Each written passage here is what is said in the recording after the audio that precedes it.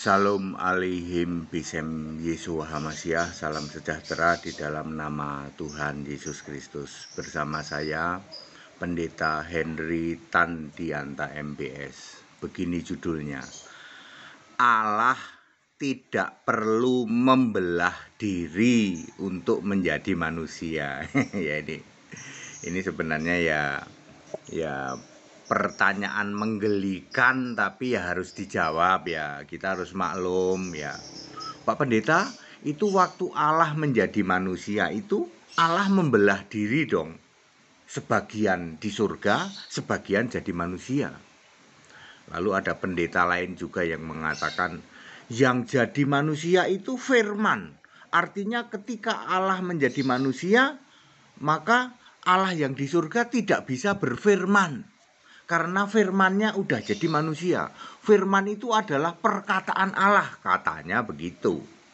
Padahal Yohanes 1 ayat 14, firman itu F-nya huruf besar.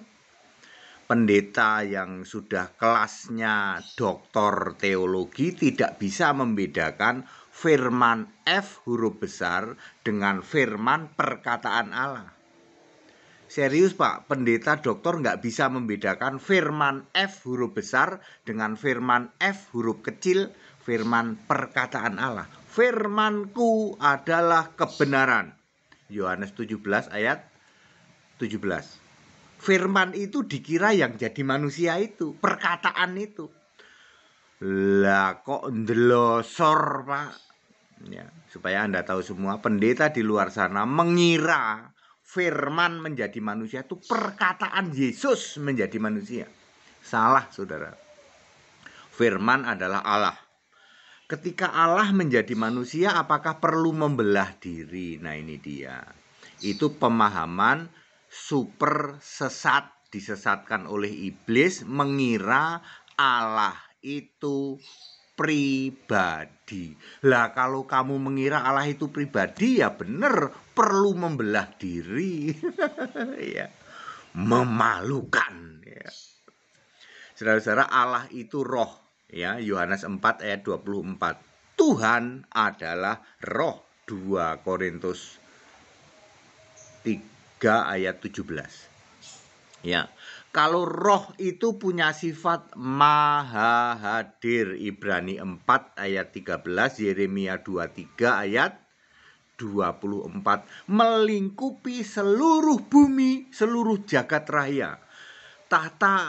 Langit adalah tahtaku, bumi adalah tumpuan kakiku. Kisah 7 ayat 49 ya. Jadi Anda harus memahami ini, Allah itu roh, melingkupi seluruh jagat raya ini. Dan punya sifat maha hadir, artinya unlimited by anything, tidak bisa dibatasi oleh apapun juga. Allah itu bisa menyatakan dirinya dalam bentuk apa saja.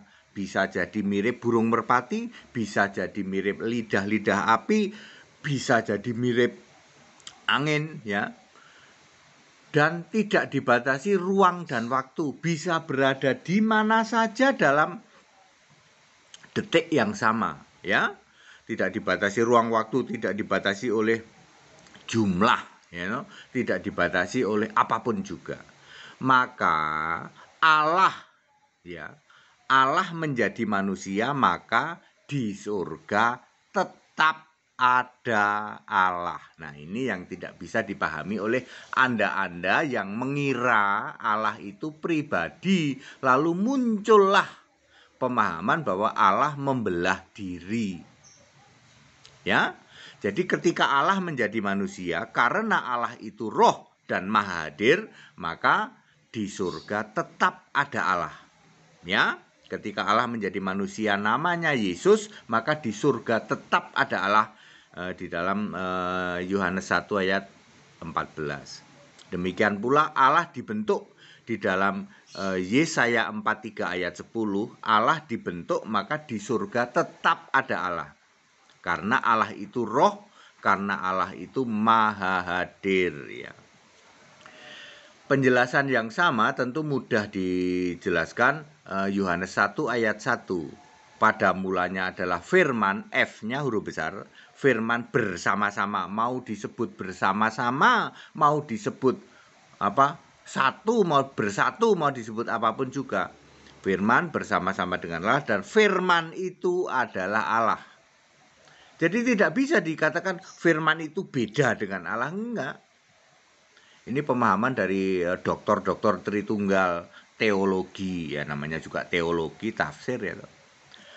Firman bersama-sama dengan Allah, dan firman itu adalah Allah. Ya. Itu bisa dijelaskan karena Allah itu maha hadir dan roh. Roh satu, roh maha. Kalau roh itu satu, nggak ada dua ya. Allah itu roh pasti satu ya. Galatia 3 ayat 20, 1 Korintus 12 ayat 4 dan ayat 13 ya toh. Efesus 4 ayat 4, satu roh. Kalau roh itu satu ya. Terus contoh lain misalnya anak domba dan Allah gitu. Maka ada tahta anak domba, tahta Allah, dan tahta anak domba. Wahyu 22 ayat 3. Anda berpikir itu dua? Tidak. Itu satu, karena Allah dan anak domba itu Allah juga gitu. Jadi Allah itu bisa menyatakan diri seperti itu ya, dan Anda tidak perlu bingung ya, kok anak domba menerima gulungan kitab dari Dia yang duduk di tahta. Wahyu 5 ayat 7 ya. Itu jelas Pak, anak domba menerima gulungan kitab. Jadi ada dua pribadi, buang jauh-jauh yang namanya Allah itu pribadi.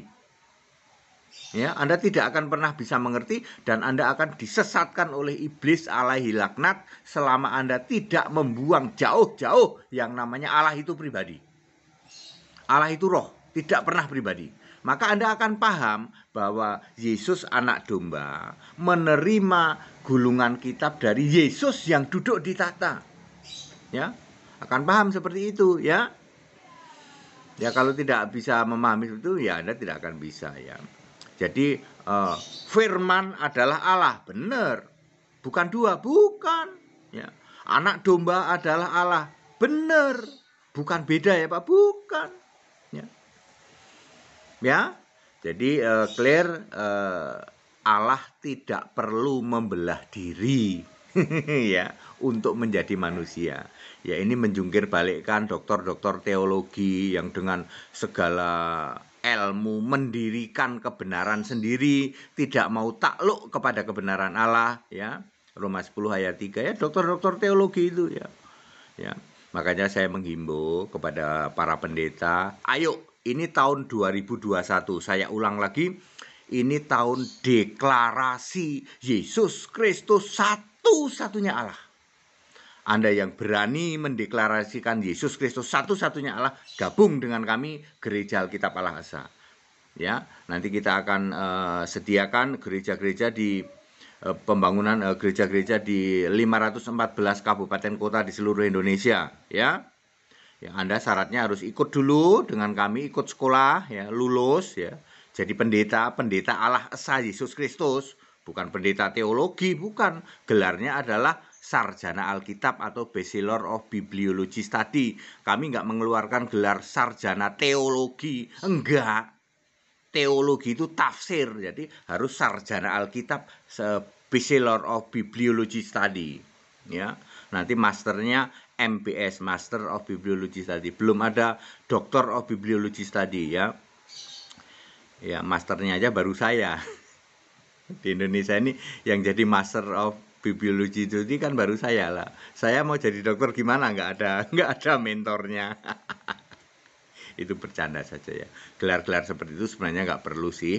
Ya, yang penting pemahaman Alkitabnya ya. Cukuplah ya. Cukup BBS dan MPS itu sudah cukup ya. Ya. Bapak Ibu Saudara, para doktor teologi yang berani mengambil keputusan Yesus Kristus satu-satunya Allah yang benar, gabung dengan kami Gereja Alkitab Allah Asa ya. Banyak cabang-cabang gereja di seluruh Indonesia ya. Nanti kita akan bangun itu semua ya. Kepada saudara-saudaraku yang sudah jadi cabang yang 58 cabang, ayo semangat cari tanah Pak ya. cari tanah untuk pembangunan cabang-cabang kita di daerah-daerah ya. Kita akan mulai dengan 58 dulu di seluruh Indonesia, dari Aceh sampai Papua, nanti terus makin tambah begitu. Ya, cari aja tanahnya, kita kan sudah tahu ukurannya berapa, mesti bagaimana nanti ya. Kita menyongsong Indonesia, kekristenan di Indonesia kembali kepada Alkitab, menyembah Yesus Kristus, satu-satunya Allah yang benar. Selamat deh ya. Selamat kita masuk surga ya. Jadi clear ya, Allah tidak perlu membelah dirinya untuk menjadi manusia. Segala hormat kemuliaan untuk Yesus Kristus, satu-satunya Allah yang benar, Allah segala masa sebelum segala abad, sekarang sampai selama-lamanya. Haleluya, amin.